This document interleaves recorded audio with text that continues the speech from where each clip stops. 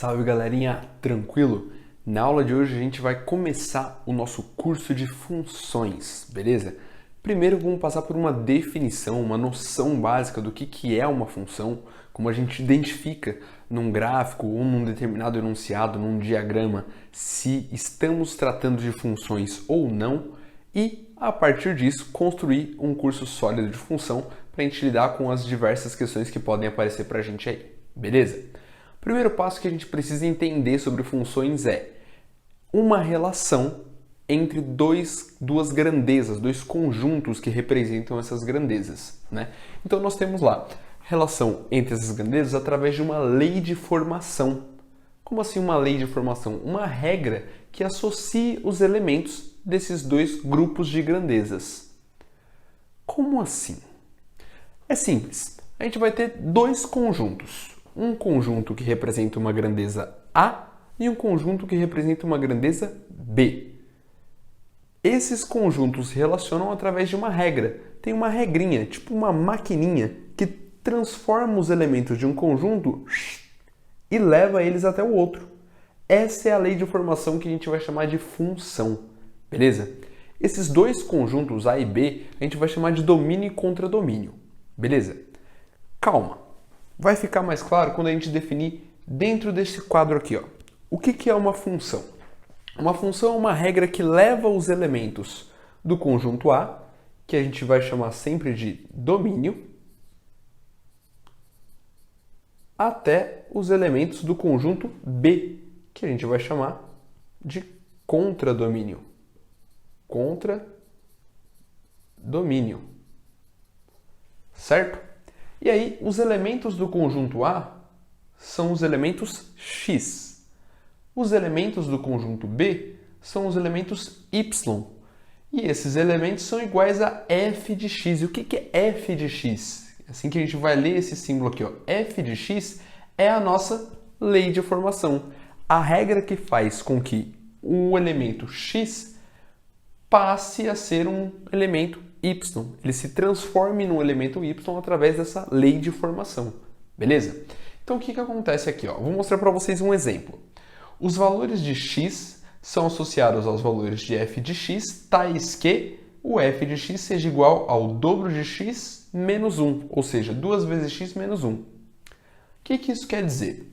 Vamos ver num diagrama primeiro como a gente representa isso. Se a gente tiver no nosso domínio, né, os valores que são correspondentes aqui ao nosso conjunto A, se a gente quiser nomear aqui para associar com esse exemplo. O conjunto A, o nosso conjunto domínio, ele tem os valores aqui, ó, 1, 4, 3 e 2. Esses são os valores que a gente tem no nosso domínio aqui. A gente vai associar eles aos elementos do contradomínio através dessa lei de formação aqui, ó, 2x menos 1. Como seria isso?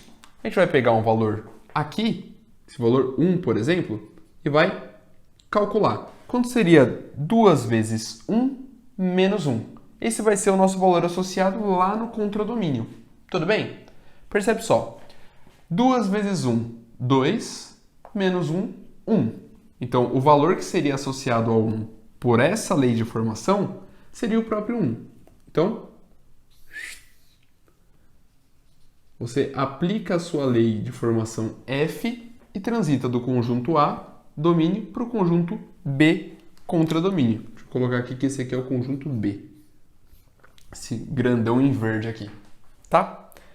Aí percebe, se a gente fizer a mesma coisa com 4, seria 2 vezes 4 menos 1. 2 vezes 4, 8, menos 1, 7. Chega lá no 7 através da mesma lei de formação F. É isso que nós estamos fazendo aqui. A gente pega um valor do conjunto domínio, aplica nele uma regra, uma lei de formação, e encontra os valores associados a ele através dessa regra no conjunto contradomínio. Tudo bem?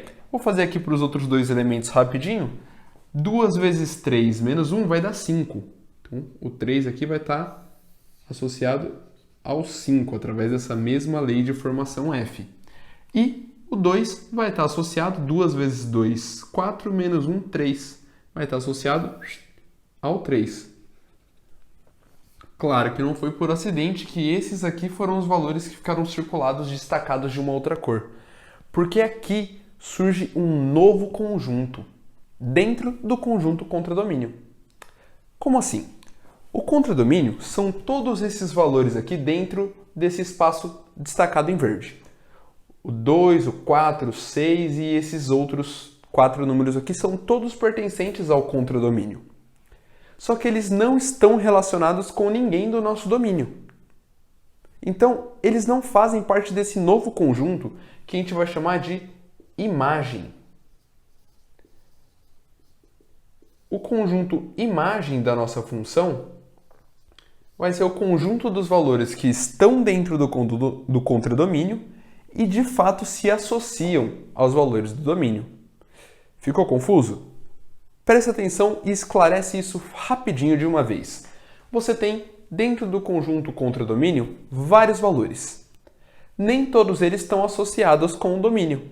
Os que estão associados, a gente chama de imagem. Os outros são demais elementos do contradomínio. Tudo bem? De uma outra forma, se a gente quiser descrever esses conjuntos, quem são os integrantes do nosso conjunto domínio aqui nessa função? São todos esses que estão dentro desse espaço em verde. 1, 2, 3 e 4. Se a gente quisesse destacar o contradomínio, ele seria todos os que estão dentro do espaço verde também. 1, 2, 3, 4, 5, 6 e 7. Agora, o nosso conjunto imagem da função f vai ser o conjunto dos valores que estão associados ao domínio, ou seja, os valores 1, 3, 5 e 7. 3, 5 e 7. Esse aqui é o nosso conjunto imagem, que são os valores do contradomínio que estão associados ao nosso domínio. Tudo bem? É muito importante salientar aqui um detalhe, que não é bem um detalhe, é uma regra muito importante. Cada elemento x do nosso conjunto A se relaciona com um único elemento y do conjunto B. Não pode ter, em nenhum caso, você aplicar uma lei de informação num valor e ele te levar para duas respostas diferentes. Concorda que não faz sentido você jogar aqui, ó, o 2 no lugar do x. E aí você encontra uma resposta, que é o 3. Aí depois você coloca o 2 de novo e encontra outra resposta. Não pode acontecer isso. E é por isso que a gente diz que funções são apenas as relações em que cada elemento x se relaciona com um único elemento y dentro do nosso contradomínio. Belezinha?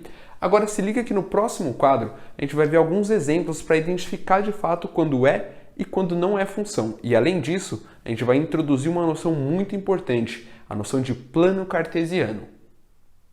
Pessoal, agora a gente vai identificar aqui quais desses tipos de representação representam ou não representam uma função. Dá uma olhada.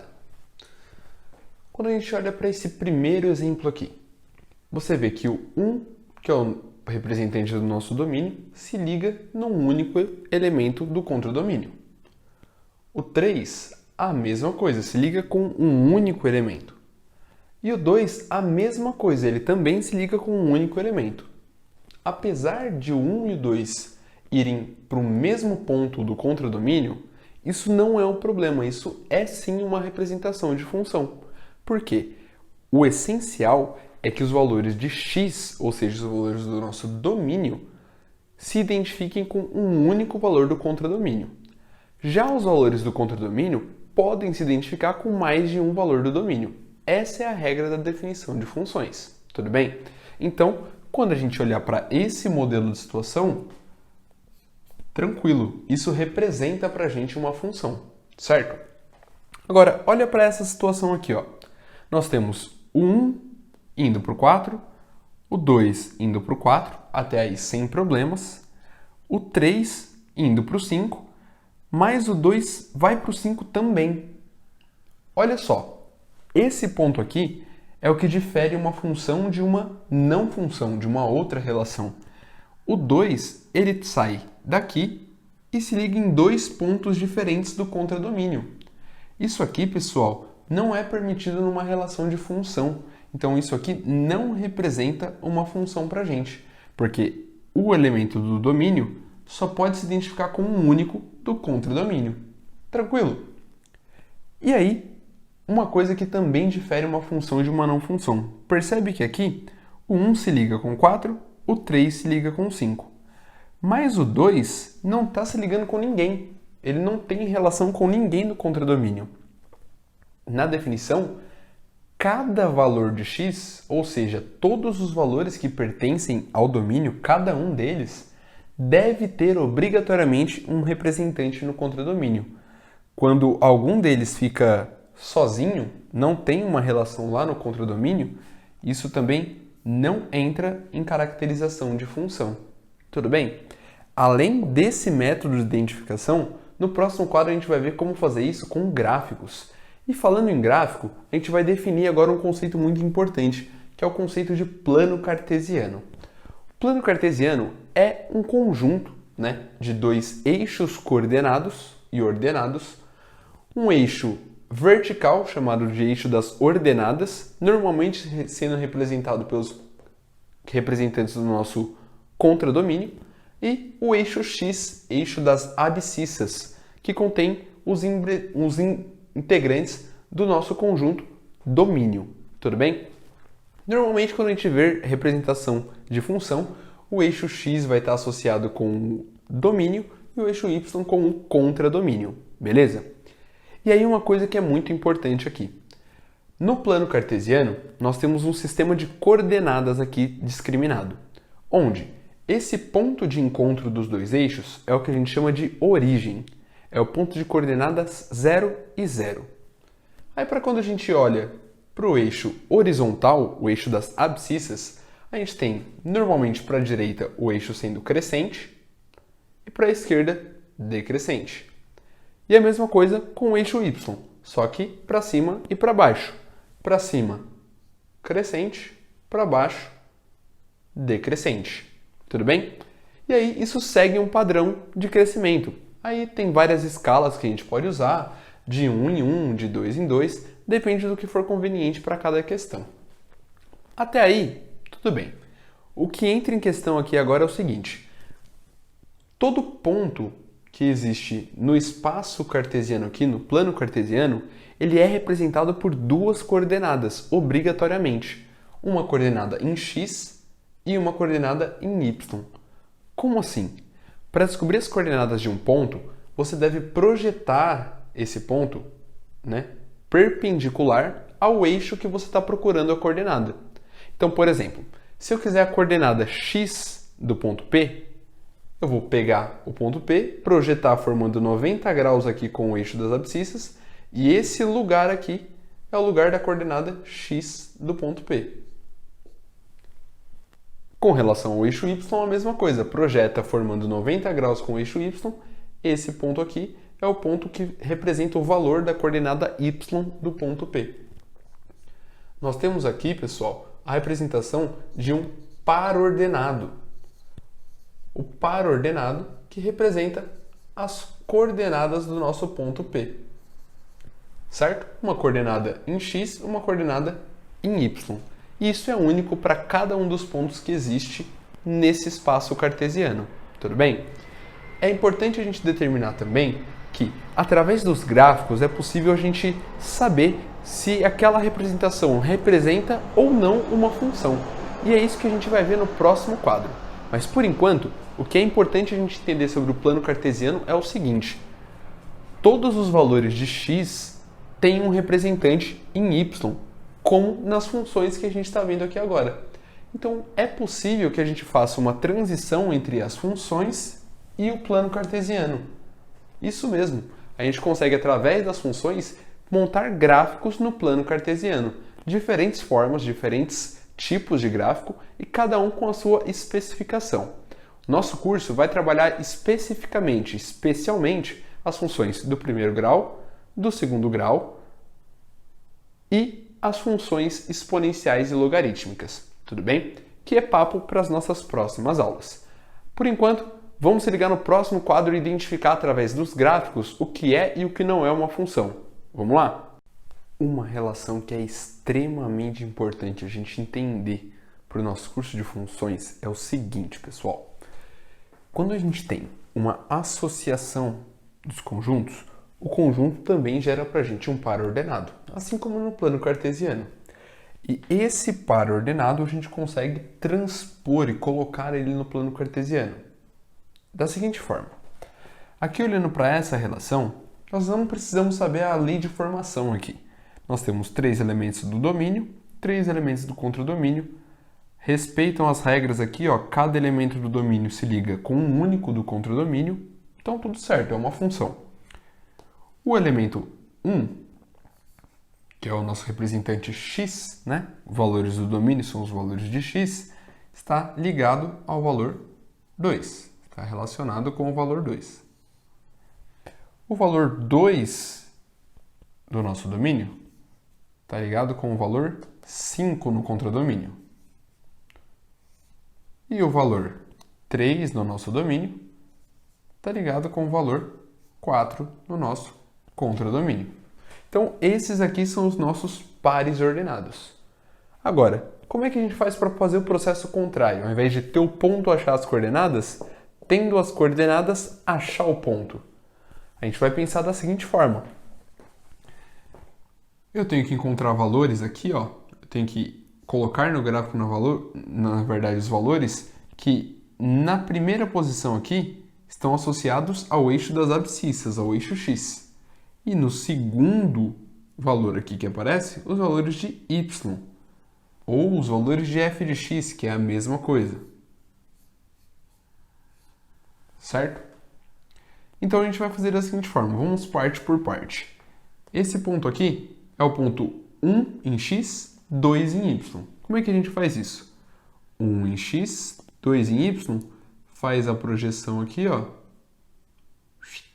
perpendicular, perpendicular. Tá lá o nosso ponto 1, 2, tudo bem?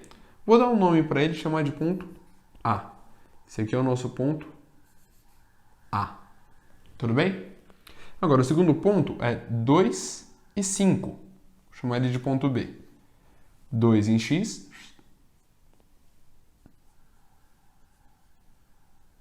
5 em y. Então, tá lá o nosso ponto B. 2, 5. No lugar dele bonitinho lá. E por fim, esse ponto que a gente vai chamar de C, que é o ponto 3, 4. Então vamos lá no 3, 4. Vamos aqui o nosso ponto C. Tudo bem? Então, esse é o método que a gente vai utilizar para colocar os pontos no plano cartesiano.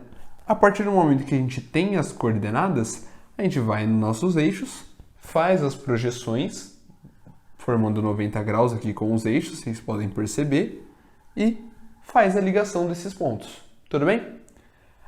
Aí, a partir desse momento aqui, é um pouco mais fácil da gente enxergar a relação de como a função é sempre em relação aos valores do domínio, é aqui que normalmente o pessoal confunde e a gente vai esclarecer nesse momento. O seguinte, o 2 ele é uma função do 1, certo? Ele é o valor de y para quando o x vale 1, certo? Se o x vale 1, o y vale 2, para essa função aqui, certo? Então, é fácil dizer que f de 1 é igual a 2. E o que isso significa? Isso significa que quando você troca o x por 1 na sua função, o valor que ela te dá como resposta é o 2. E a partir dessa afirmação aqui, né, a partir dessa leitura, desse entendimento, é que a gente vai conseguir esclarecer melhor os exercícios de função. Vou fazer para os outros pontos também. Você pode ver aqui que, por exemplo, o f de 2 o valor da função para quando o seu x vale 2. Qual é esse valor? O y que está associado com ele, que é 5. A mesma coisa com o 3. Se a gente for calcular o f de 3, vai ser o valor da função quando x vale 3. E esse valor é o 4. Tudo bem? Como é que a gente faz a leitura disso? A gente lê assim, ó, f de 1 igual a 2. F de 2 igual a 5. F de 3 igual a 4. E normalmente, então, o que a gente está fazendo nada mais é do que f de x, né, o valor da função, quando x é um determinado valor, e iguala esse valor da função a y. E é isso que essa representação está dizendo para a gente. Tudo bem? Agora, sobre a identificação dos gráficos, o nosso parâmetro é exatamente o mesmo que a gente usou quando a gente fazia a associação com os diagramas de conjunto. O que a gente tem que pensar aqui? Bom, se os valores de x, todos têm um representante no y, e se tem mais de um representante, certo? Porque pode ser um único. Nesse caso aqui, ó, a gente tem um gráfico de uma reta. Uma reta com certeza representa uma função. Por quê? Porque cada valor de x vai estar associado com um único valor de y. Nunca será o mesmo valor quando for uma reta. Então isso aqui com certeza vai ser a representação de um gráfico de função. Esse segundo exemplo que eu coloquei aqui pra gente é o exemplo de uma parábola, né? Vai ser uma função do segundo grau, que a gente vai ver um pouco mais pra frente no nosso curso. Bom, quando a gente tem uma parábola, a gente também tem uma função. Por quê? Porque cada valor de x tem um único valor de y. Percebe que se você continuar essa linha aqui, ó, ela não vai encontrar o gráfico mais uma vez, encontra uma única vez. Aqui é a mesma coisa. Agora, olha para esse terceiro exemplo aqui, ó. Aqui a gente já viu que é uma função. Olha esse terceiro exemplo. Se você pega um valor de x que está nessa posição aqui, por exemplo, e faz uma linha vertical aqui, ó, você vai perceber que ele encontra o seu gráfico em 2 pontos. Ou seja, quer dizer que esse valor de x ele tem 2 associados aqui no y. É como se você tivesse um ponto saindo daqui se ligando em 2 pontos no conjunto de lá. E isso não pode acontecer pela definição de função. Então, esse é o modelo de gráfico que não representa uma função. Tudo bem? Nem todo gráfico vai representar uma função, acontece, certo? Para esse exemplo aqui, você pode ver claramente aqui que é bastante parecido com os dois primeiros, né? Tem uma forma um pouco diferente, mas ele segue a nossa especificação de função aqui, ó. Se você traçar a reta vertical aqui, toca num único ponto, em todos os pontos do gráfico que a gente consegue ver aqui. Então isso aqui também seria um gráfico de função. Esse é o gráfico de uma função periódica, né? Ele fica oscilando, os valores de y têm mais de um associado, né, em x. E isso não tem problema. A nossa questão é quando a gente faz a linha vertical e observa se os valores de x têm um único associado em y. Quando a gente encontra que isso é verdadeiro, a gente tem o gráfico de uma função. E aí, por último, o gráfico de um coração, por exemplo, a gente consegue escrever isso como uma equação matemática, por mais estranho que pareça, mas esse gráfico aqui não é um gráfico de função também. Por quê? Porque se a gente traça a linha vertical aqui, a gente encontra mais de um representante em y para um mesmo valor de x. Então isso também não representa o gráfico de uma função. Tudo bem? No nosso próximo quadro a gente vai falar sobre uma parada muito interessante que é a função composta, e aí a gente vai encerrar a parte de definições de função. Bom, galerinha, para a gente encerrar agora a parte de composição de funções, certo? Uma coisa que é bastante interessante aqui é que é o seguinte, o conceito de composição de funções, ele não é muito complicado, mas a visualização disso no começo, às vezes é um pouquinho difícil. Então presta bastante atenção no que vai acontecer, beleza? Eu separei aqui uma questão para a gente, com base nela, estudar a composição de funções, tudo bem? Olha só, o enunciado está dizendo assim: o gráfico das funções y igual f de x e y igual g de x, ou seja, se tem dois gráficos de duas funções diferentes, é mostrado na figura a seguir. E aqui tem a representação do gráfico, tudo bem? Tem lá o seu eixo y, o seu eixo x. O gráfico em laranja aqui é o gráfico da nossa função f de x. E o gráfico em roxo aqui é o gráfico da nossa função g de x. Tudo bem? A partir dessa visualização aqui, ó, de acordo com o gráfico, identifica-se que o valor de g de f de 2 mais f de g de 0 é... Aí você olha para essa representação e pensa, bom, acho que eu vou tentar lembrar algum nome e chutar inicial. Parece complicado, mas a ideia aqui ela é bem mais simples do que parece. Porque percebe só, eu vou começar pelo g de f de 2, tudo bem? Esse primeiro cara aqui, ó. A gente quer calcular o g de f de 2. A primeira coisa que a gente precisa fazer é descobrir qual é o valor do f de 2. Porque tem um valor associado ao f de 2, não é? Olha só que interessante. O que é o f de 2? O f de 2 é o valor da função f para quando o x vale 2. Então você vai lá no x igual a 2 e procura onde está o gráfico da função f. Ó, ele está exatamente nesse ponto mesmo. Ele está em cima do eixo x. Percebe que esse ponto em cima do eixo x, a coordenada y dele vai valer quanto? Bom, para a gente descobrir a coordenada y dele, a gente tem que projetar no eixo y. Vai cair na origem. Vai cair no ponto 0, 0, certo? Então isso quer dizer que esse ponto aqui, ele é o ponto 2, 0. Ou seja, significa que o f de 2 é igual a 0. Tudo bem? Então, se o f de 2 é igual a 0, isso é a mesma coisa que calcular o g de 0. Faz sentido? A gente calculou primeiro o f de 2 e aí substituiu. O valor do f de 2 é 0. Então agora a gente só precisa calcular o g de 0. Como é que a gente faz isso? Procura o valor x igual a 0.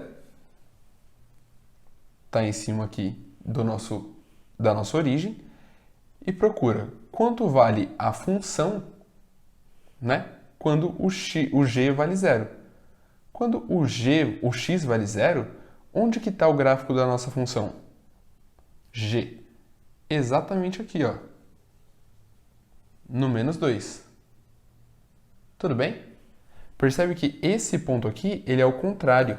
Quem vale 0 aqui em cima do eixo y é o x, né? Porque não está indo nem para um lado e nem para o outro. O ponto que está em cima do eixo x tem coordenada, em cima do eixo y tem a coordenada x igual a 0. E aí a coordenada y dele é menos 2. Ou seja, significa que g de 0 é igual a menos 2. Ficou claro? Agora, a partir dessa leitura, dessa interpretação, o que a gente deduziu? Basta que a gente vá calculando de dentro para fora. E aí a gente tem a composição de funções. O que é a composição de funções? Quando você tem o valor da função dependendo do valor de outra função. Tudo bem? Então, essa é a representação mais comum. Isso também poderia ser escrito dessa forma aqui, ó. G de f de 2. Poderia ter essa bolinha aqui no meio, tá? Isso é uma bolinha, não é um 0, tá? Então, deixa eu fazer um circulinho aqui, ó. Certo? Seria tipo GOF, entendeu? Seria a mesma representação do que está aqui em cima. Agora vamos fazer a segunda parte, que é calcular f de g de 0.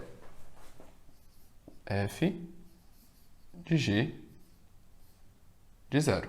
E aí, a primeira coisa que você vai calcular é o g de 0. Opa! O g de 0 a gente já sabe o valor. O g de 0 vale menos 2. Então isso aqui é a mesma coisa que calcular o f de menos 2. Como que a gente faz para calcular o f de menos 2? Bom, você olha no gráfico, procura lá o x igual a menos 2, tá aqui. E o gráfico da função f? Opa, tá exatamente aqui mais uma vez. Isso quer dizer que quando o x vale menos 2, quanto vale o y? A gente já viu, né? Se o ponto está em cima do eixo x, a coordenada y dele vale 0, porque não está nem subindo e nem descendo, está em cima do eixo que representa o nosso zero. Tudo bem? Então, f de menos 2 é igual a 0. Como o exercício pede para a gente calcular essa parte mais essa parte, quer dizer que a gente vai somar menos 2 mais 0. E aí, nosso resultado final é menos 2, que está na nossa alternativa número A. Tranquilo? Pessoal, a gente encerra a aula de definição e de noções básicas de função por aqui, e na próxima aula a gente começa a tratar das funções do primeiro grau. Não perca, porque é um tema bastante importante e abre margem para a gente poder interpretar mais enunciados e resolver mais situações e problemas usando funções. Tudo bem? Não se esqueçam de procurar conteúdos na internet, listas de exercícios e praticar as suas habilidades. Tranquilo? Um abraço para vocês e até a nossa próxima aventura.